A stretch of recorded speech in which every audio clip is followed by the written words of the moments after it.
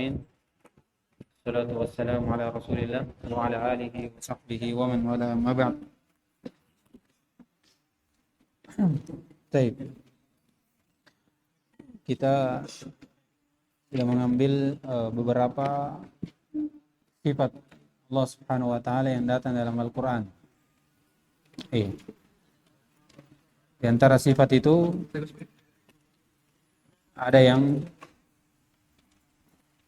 datang dalam sifat zatiyah dan fi'liyah. Zatiyah dan fi'liyah. Dan semuanya adalah sifat subutiyah. Baik.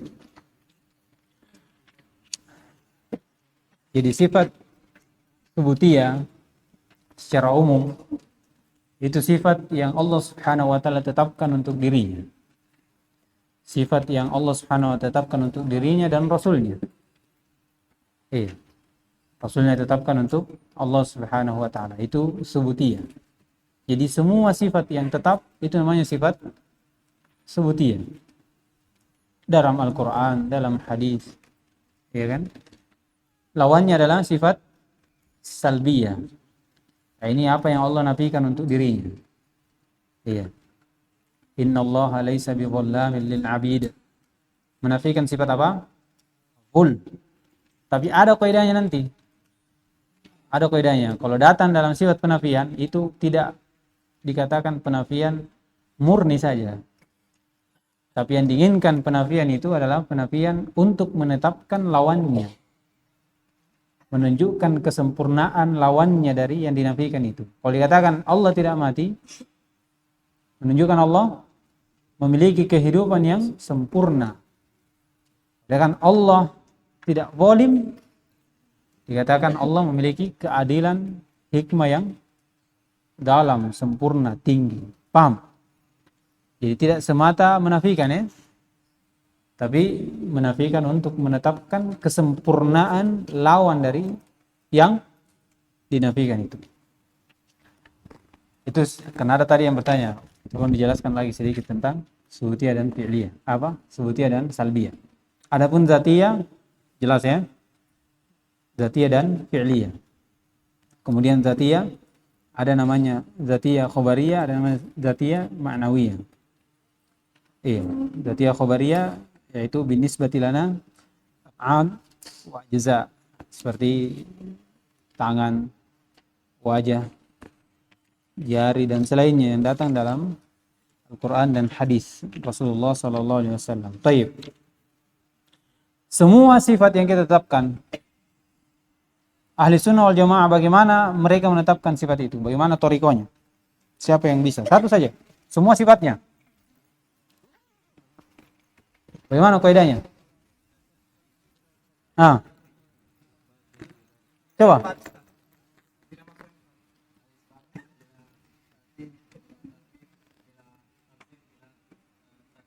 Iya. Isbatun hakiki, ya kan? Isbatun hakiki yaliku bi jalalihi. Bila ta'til wala tahrif wala tamsil wala takyif. Iya, itu perlu isbat hakiki. Iya. Jadi semua sifatnya hakiki untuk Allah. Makna yang benar untuk Allah, sesuai dengan kebesaran Allah. Nanti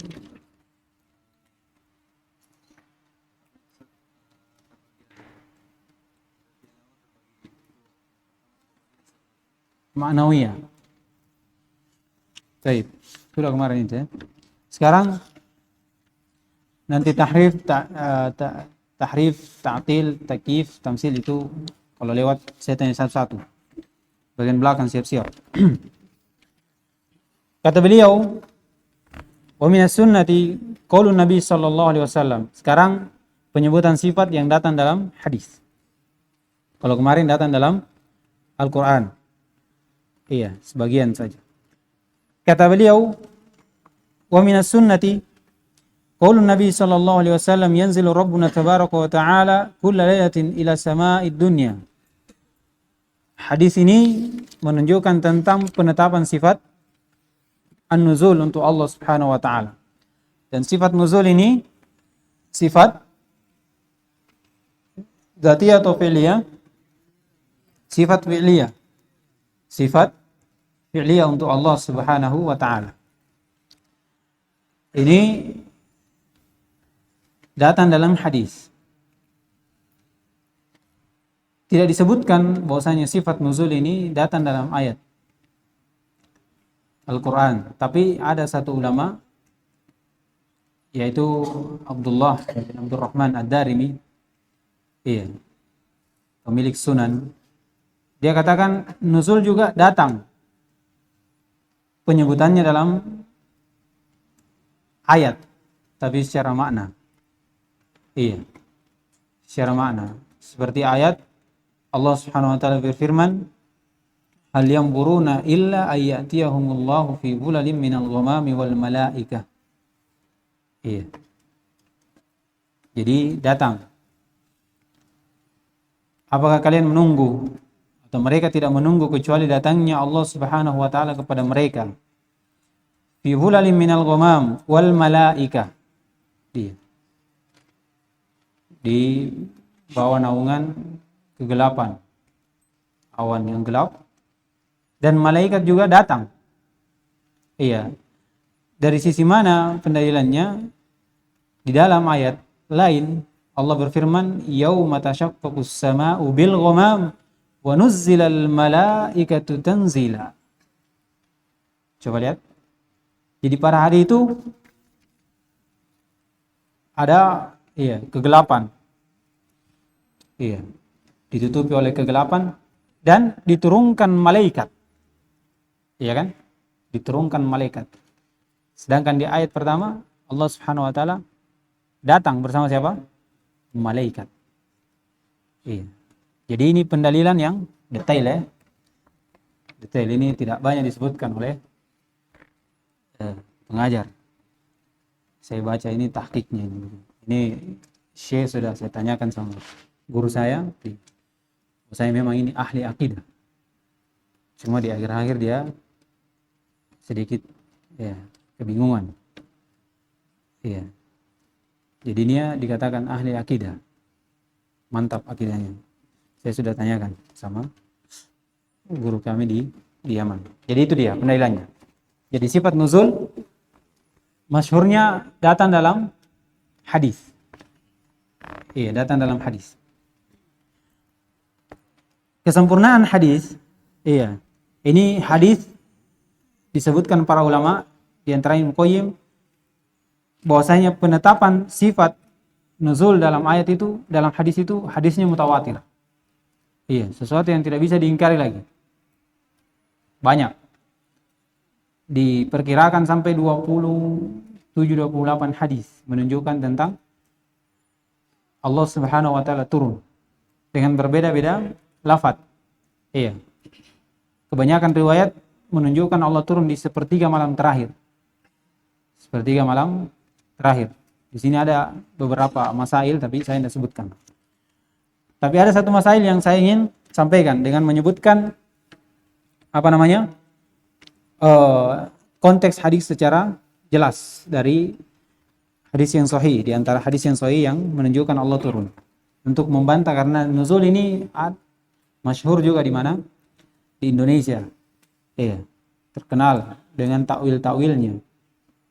Dengan pemalingan makna dari sifat nuzul ini untuk Allah.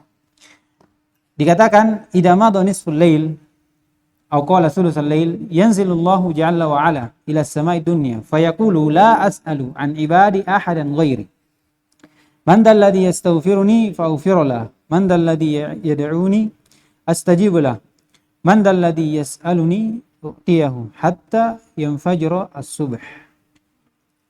Perhatikan. Jadi ada orang yang mengatakan nuzul di situ bukan Allah yang turun, tetapi malaikatnya. Banyak tafsirannya, malaikatnya lah, perintahnya lah, apanya lah. Karena mereka menolak Allah memiliki sifat turun. Kan? Karena mereka menimbang dengan akal mereka. Kalau Allah turun begini, kalau Allah turun begitu. Berarti dia tidak mau juga tolak ayat hadis. Tidak mau. Maka dia katakan sebenarnya yang turun di situ apa? Malaikatnya. Supaya ayat tetap, hadis tetap, karena mutawatir. Ya, ini mereka. Kalau yang Mu'attilah seperti Jahmiyah tidak memang. Iya, memang Allah tidak turun. Dalilnya iya. Tidak benar. Iya. Perhatikan, ini tapi kita yang inginkan di sini ada tahrif seperti Al-Asy'ariyah. Jadi katakan malaikat. Dibantah dengan lafaz ini. Kalau malaikat yang turun, kira-kira dalam hadis dikatakan la as'alu an ibadi ahadan ghairi. Tidak ada yang bisa memenuhi kebutuhan hamba-Ku kecuali saya. Siapa yang meminta ampun kepada aku, maka saya akan ampuni. Kira-kira malaikat bisa berani berucap seperti ini atau tidak? Tidak, menunjukkan siapa yang turun? Allah Subhanahu wa taala dengan turun yang hakiki. Sebenar-benarnya turun. Tapi bagaimana cara turunnya? Tidak tahu. Tapi makna turun dari atas ke bawah, jelas. Iya kan? Tapi bagaimana turunnya Allah? Bagaimana ini? Bagaimana itu? Itu di luar dari nalar kita. Kita tidak mampu melingkup Allah Subhanahu wa taala. Iya, kecuali apa yang Allah kabarkan kepada kita. Iya kan? Ini jelas-jelas. Man dalladhi yad'uni astajib lah. Man dalladhi yas'alani u'tiyah. Iya. Siapa? Adakah yang mampu memberikan ampunan kecuali Allah? Tidak ada. Siapa yang bisa memenuhi segala kebutuhan kita? Makhluk. Tidak ada kecuali Allah Subhanahu wa taala. La as'alu an ibadi ahadan ghairi. Tidak ada yang bisa memenuhi kebutuhan hamba-hambaku seorang pun kecuali saya. Kira-kira malaikat bilang begitu? Iya. Iya kan? Jadi menunjukkan apa? Yang turun di sini adalah Allah Subhanahu wa taala, sifat nuzul hakiki. Ini tegak ada apa? Tetap dengan Al-Qur'an hadis, kemudian Al-Qur'an sebagaimana yang saya sebutkan tadi dari sisi pendalilannya, kemudian tetap juga dengan ijma'. Tetap ijma'. Jadi isbat hakiki min ghairi tahrifin wala ta'tilin wala tamsilin wala takyifin. Itu sifat nuzul. Jelas ya?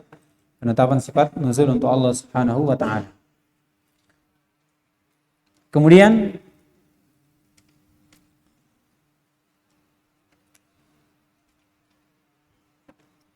qala musannif rahimahullah wa qawluhu ya'jabu rabbuka minasy syababi laysat lahu qabwah.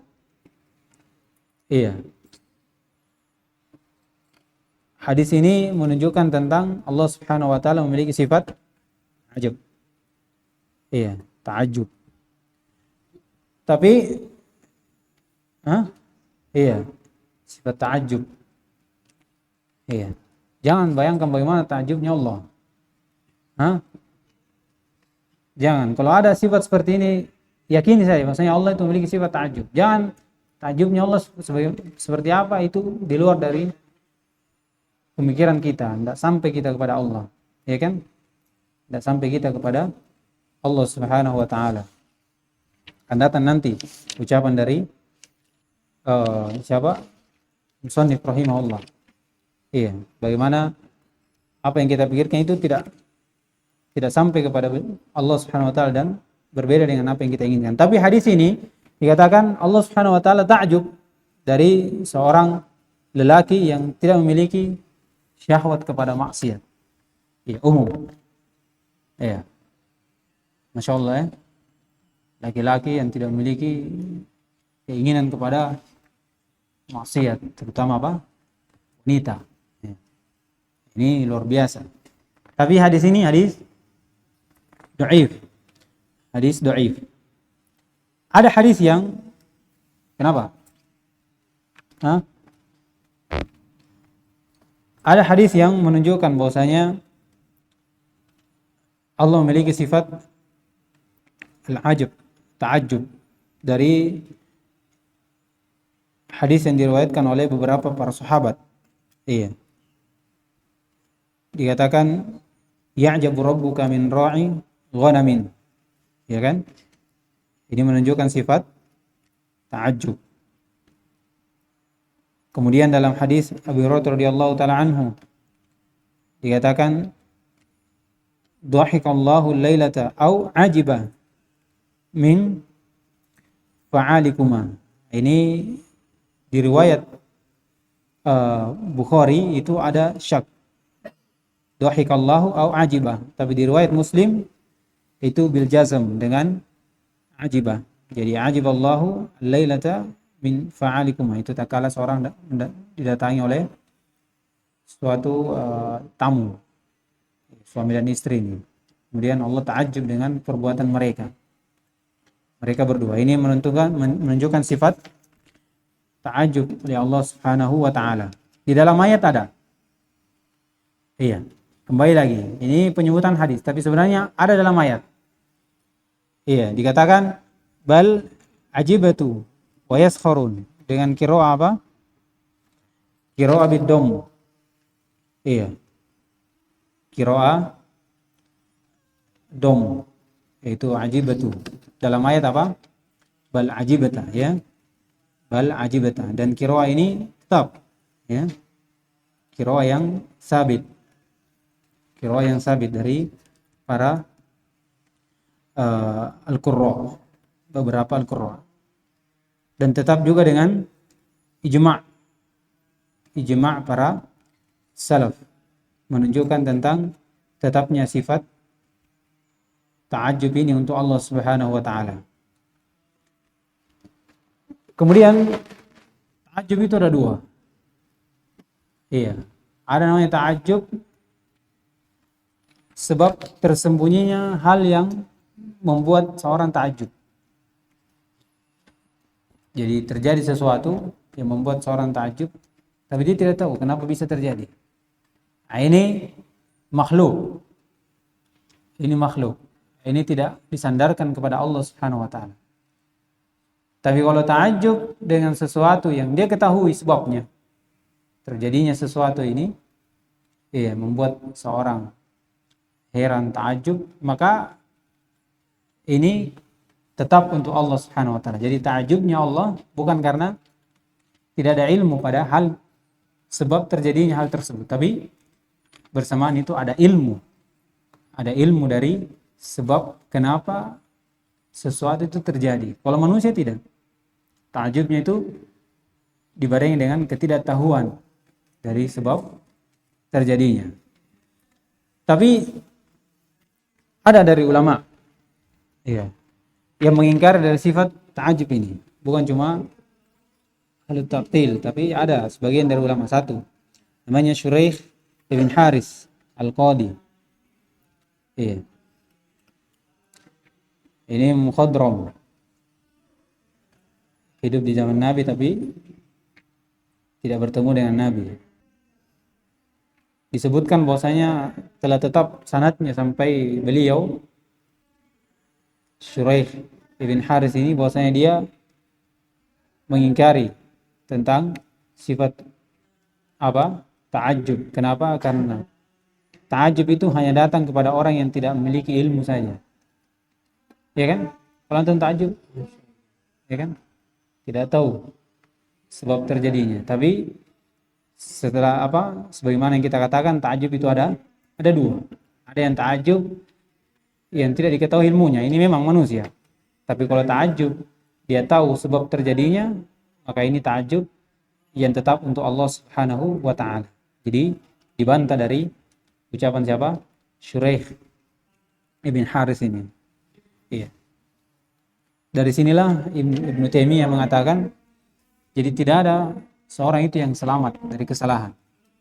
Iya, tidak ada orang yang selamat dari kesalahan. Dan bagaimana pentingnya seorang itu berpegang pada Al-Quran dan Sunnah.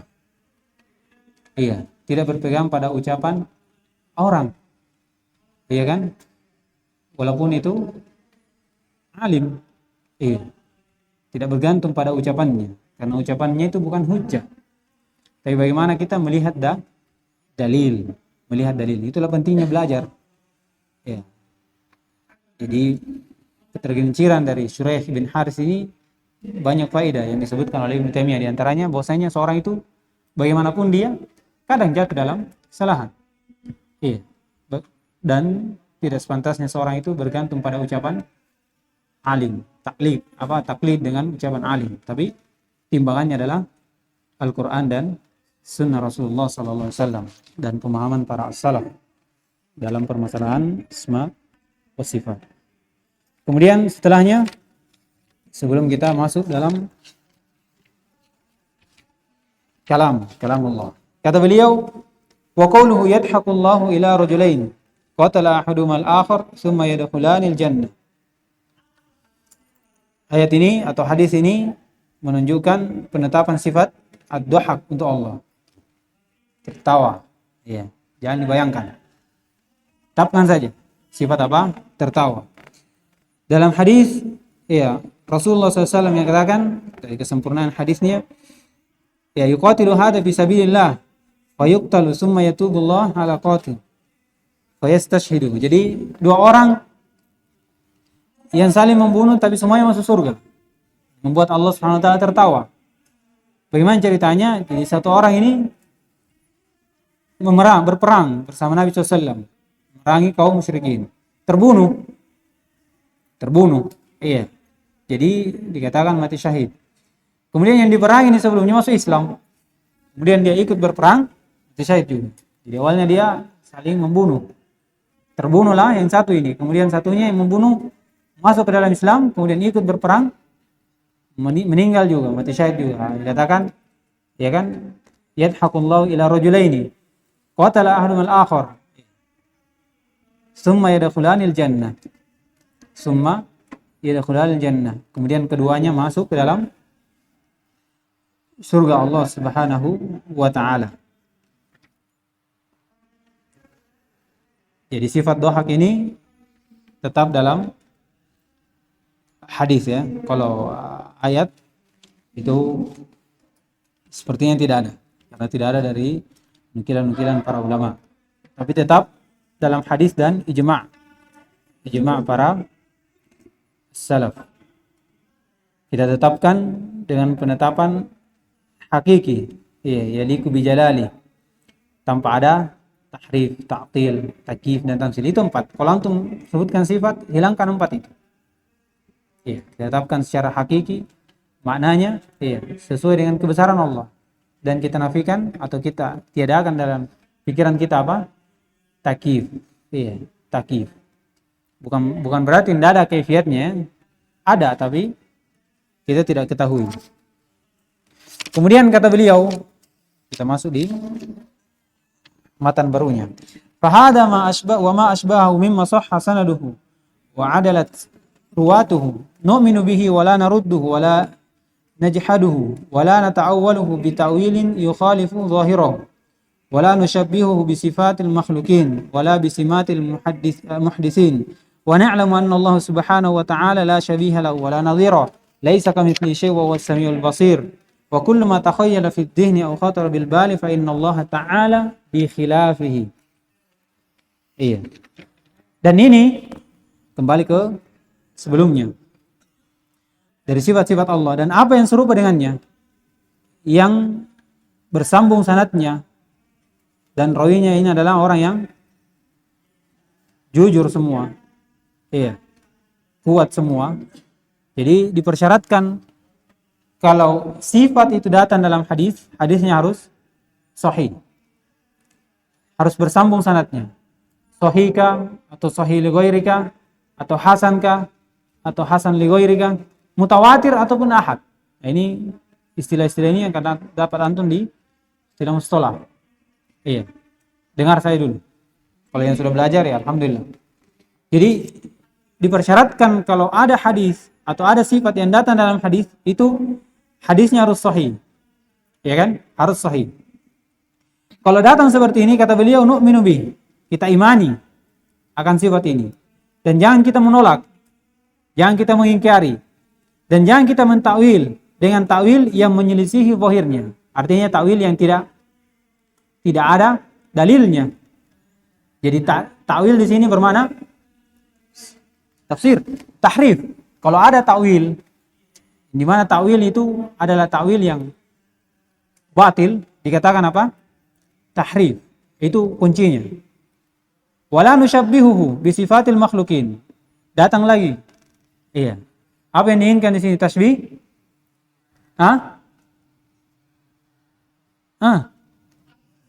Tamsil. Iya, tamsil. Karena tasbih itu ada. Iya. Saya sudah ingat ucapannya Ibnu Taimiyah. Ishtirak fil asma, iya, la yastalzimu ishtirak fil musamma. Perhatikan. Jadi kesamaan pada nama, tangan-tangan, iya kan? Mata-mata, apalagi yang ada di surga misalnya. Perempuan-perempuan, bidadari, pohon-pohon, air, terserah. Itu ishtirak fil asma, sama kan? La yastalzimu ishtirak fil musamma. Tidak mengharuskan sama pada yang dinamakan. Sama-sama mata, tapi tidak sama hakikatnya, tidak sama kaifiatnya. Apalagi sudah disandarkan kepada seseorang. Iya, matamu dengan matanya sama atau tidak?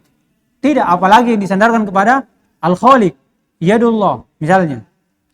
Menunjukkan bagaimana tangan itu sempurna.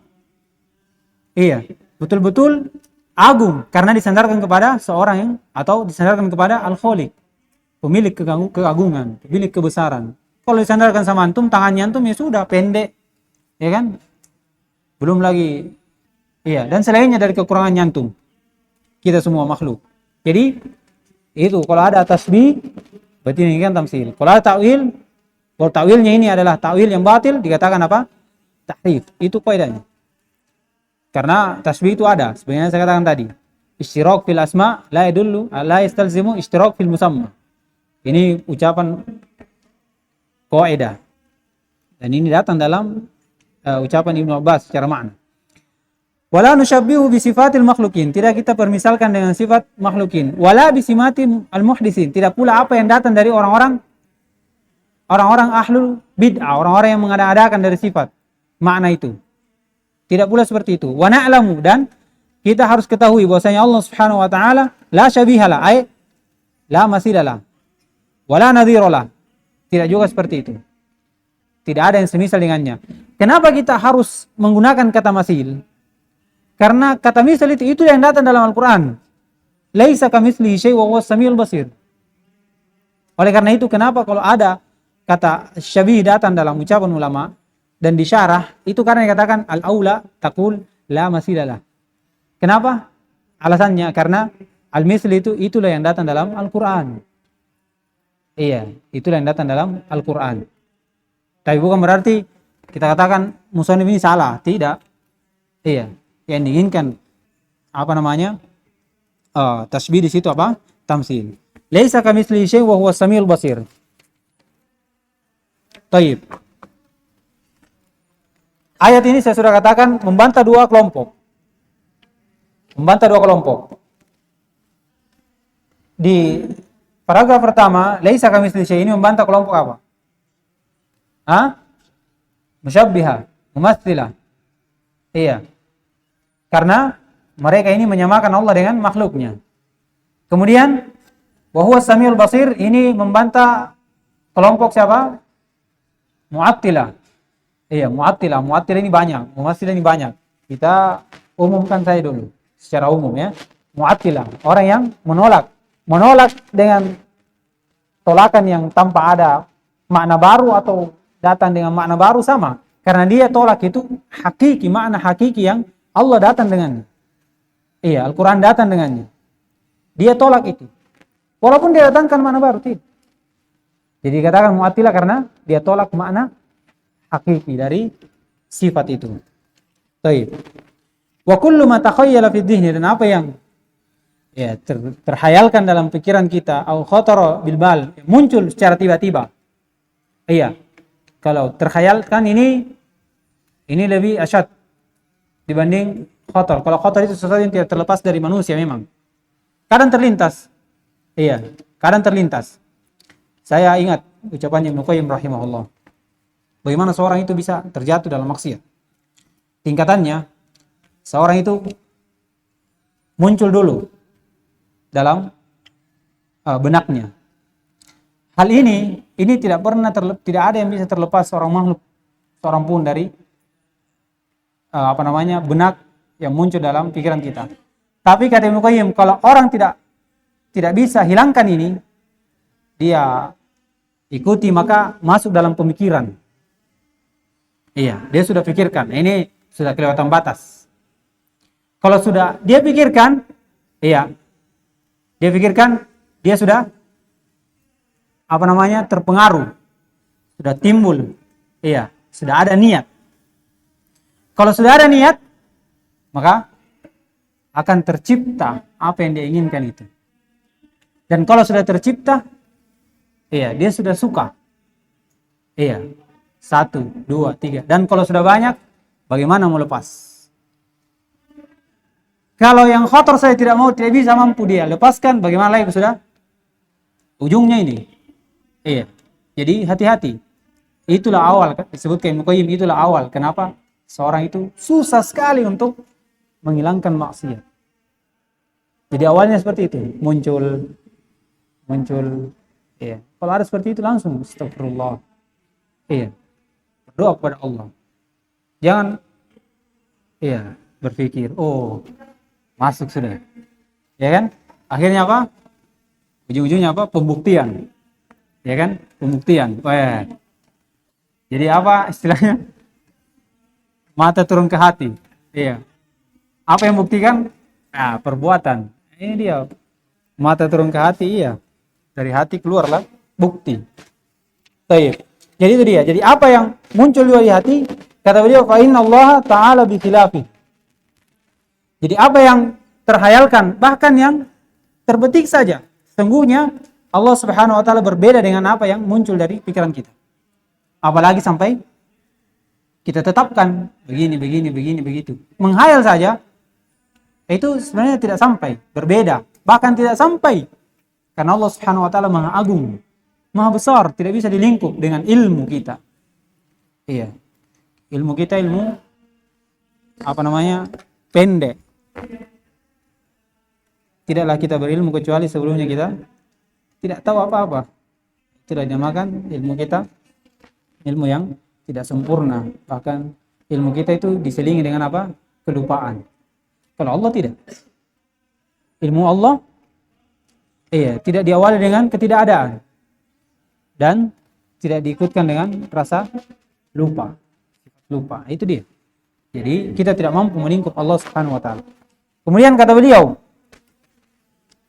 wa min dzalika qauluhu ta'ala. Jadi di antara sifat lagi yang Allah Subhanahu wa taala sebutkan dalam Al-Qur'an adalah Allah Subhanahu wa taala firman Ar-Rahmanu 'alal 'arsy istawa. Ini sifat apa? Istiwa. Ini juga masyhur di negeri kita. Namanya sifat istiwa. Sifat apa ini? Sifat fi'liyah. Sifat fi'liyah. Iya. Sifat yang berkaitan dengan apa? Masya Allah. Dengan kehendak Allah Subhanahu wa taala. Kalau Allah ingin lakukan. Kalau Allah tidak mau ingin lakukan, tidak lakukan. Kalau Allah bergantungkan saya lakukan kalau seperti ini, itu terserah Allah. Iya, terserah Allah. Saya nanti bicara itu urusan Allah Subhanahu wa taala. Karena Allah Subhanahu wa taala fa'alun lima yurid. Jadi sifat ini tetap dalam Al-Qur'an. Iya. Bahwasanya Allah Subhanahu wa taala bersifat istiwa. Jadi makna istiwa itu bermakna irtifa' al-ulu. Irtafa'a wa 'ala. Jadi tinggi. Jadi kalau istiwa 'alal arsy, tinggi di atas arsy-nya. Itu makna dari makna istiwa. Ini yang datang dalam bahasa.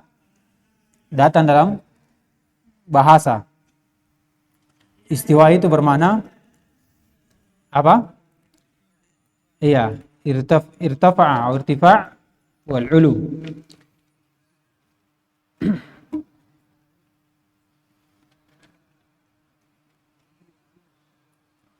Disebutkan saya tidak tahu hadisnya, tapi bahwasanya sifat istiwa itu datang dalam hadis, tapi hadisnya dhaif. Bahwasanya Allah Subhanahu wa taala beristiwa di atas arsy-Nya. Iya. Ditunjukkan oleh hadis juga, tapi hadisnya disebutkan hadis dhaif. Jadi yang terpenting bahwasanya sifat istiwa itu tetap dalam Al-Qur'an. Iya. Ini disebutkan dalam 7 tempat dalam Al-Qur'an ya. 7 tempat. Di surah Al-A'raf, "Inna rabbakumullahu alladzi khalaqas samawati wal ard fi sittati ayyamin tsumma istawa 'alal 'arsy." Kemudian Ar-Ra'd, "Allahu alladzi rafa'as samawati bighairi 'amadin tarawnaha tsumma istawa 'alal 'arsy." Iya. Ar-Rahman 'alal 'arsy istawa. Alladzi khalaqas samawati wal arda wa ma bainahuma fi sittati ayyamin tsumma istawa 'alal 'arsy. Ar-Rahman fas'al bihi khabira. Allahu alladzi khalaqas samawati wal arda wa ma bainahuma fi sittati ayyam tsumma istawa 'alal 'arsy. Iya. Walladzi khalaqas samawati wal arda fi sittati ayyamin tsumma istawa 'alal 'arsy. Ini dalil-dalil tentang apa? Sifat Allah Subhanahu wa taala, sifat al-istiwa. Iya. Ahlul bid'ah sebagaimana yang kita mungkin sebagian antum sudah dengar, dia maknakan dari istiwa ini adalah istaula, istila, bersemayam atau memenangkan. Iya. Ini makna dari keharusan dari makna ini menunjukkan kekurangan dari Allah. Kenapa? Karena kalau dikatakan Allah menang, berarti sebelumnya ada pertarungan. Iya. Sebelumnya ada pertarungan, dan Allah Subhanahu wa taala tidak ada yang lebih mampu dari Allah Subhanahu wa taala. Allah Maha mampu dengan segala sesuatu, tidak harus dengan adanya pertarungan. Iya. Jadi menunjukkan makna ini adalah makna yang batil. Iya. Berdalilkan juga dengan ucapan syair. Iya. Bermakna bahwasanya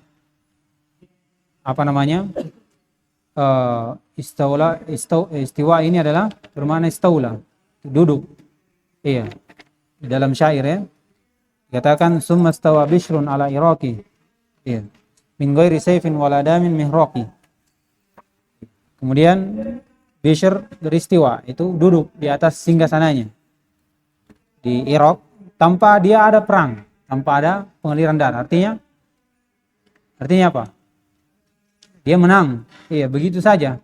Duduk di atas singgasananya.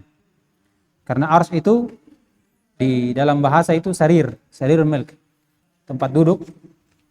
Iya, yang dipakai duduk oleh raja, atau kasur yang dipakai duduk oleh raja. Jadi kalau istiwa al arsy dikatakan apa? Duduk di atas. Itu yang dimaknakan oleh ahlul bid'ah.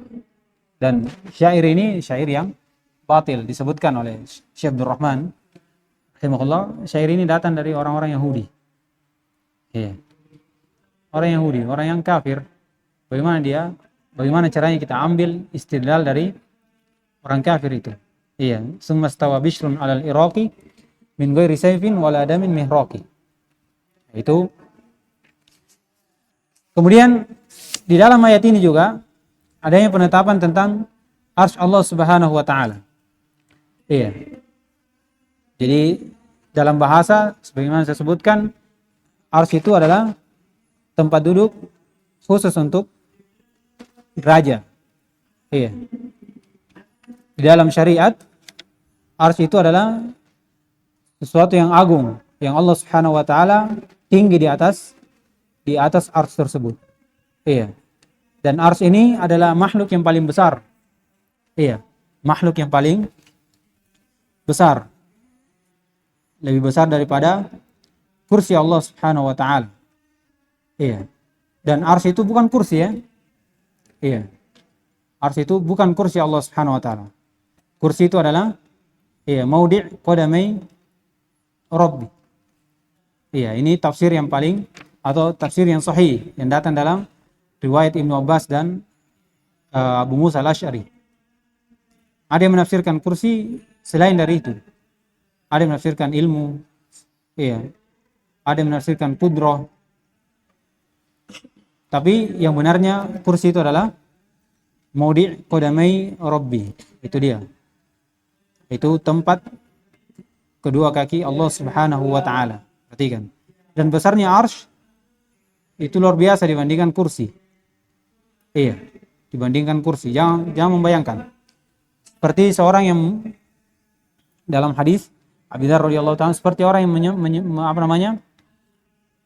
melempar satu gelang di padang pasir yang sangat luas. Bagaimana luasnya apa? Ars. Dan ars itu Allah Subhanahu wa taala tinggi di atasnya. Ya, ini menunjukkan bagaimana kebesaran Allah Subhanahu wa taala. Menunjukkan akan kebesaran Allah Subhanahu wa taala. Jadi itu dia dari penetapan sifat apa? Istiwa untuk Allah Subhanahu wa taala. Kita tetapkan dengan apa? Makna hakiki untuk Allah Subhanahu wa taala tanpa ada tahrif, tanpa ada ta'til, tanpa ada tamsil, dan tanpa ada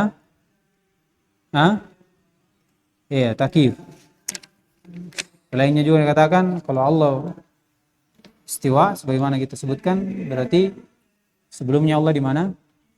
Berada di bawah dari makhluknya. Itu pemahaman yang tidak benar. Karena Allah Subhanahu wa taala memiliki sifat ulu khas, ulu al-mutlaq. Adapun istiwa ini itu sifat ulu Allah tapi ulu khas. Iya, ulu khas. Akan datang nanti perbedaan antara sifat ulu dan istiwa. Ulu dan istiwa. Di antaranya adalah ulu istiwa itu adalah ulu khas, sedangkan ulu biasa adalah ulu am, sifat ulu am. Ya, mutlak untuk Allah Subhanahu wa taala, zatnya, kemampuannya, ya, pengaturannya, semuanya di atas dari makhluk Allah Subhanahu wa taala. Taib. Sekarang kita masuk di sifat ulu. Nggak tahu cukup waktunya atau tidak. Iya, karena ada permasalahan yang kita mau bahas tentang dalil yang dibawakan oleh musannif. Iya. Tentang dalil yang dibawakan oleh musannif, bagaimana kita melihat tentang penetapan sifat ulu Allah Subhanahu wa taala. Iya, ulu mutlak. Insyaallah mungkin kita sambung di pertemuan berikutnya. Jadi sudah berapa banyak kita sudah ambil tentang apa? Sifat Allah Subhanahu wa taala, baik sifat fi'liyah atau dzatiyah, baik itu datang dalam Al-Qur'an ataupun hadis. Cuman beliau mengisyaratkan kalau sifat itu datang dalam hadis, hadisnya harus sahih. Yang terpenting adalah sahih. Walaupun itu mutawatir atau ahad, hasan li ghairi atau sahih li ghairi, yang penting bersambung bersama Nabi kepada Nabi sallallahu alaihi wasallam. Baik. Kita cukupkan dulu ya. Subhanallah, hamdik, la ilaha illa anta, astaghfirullah.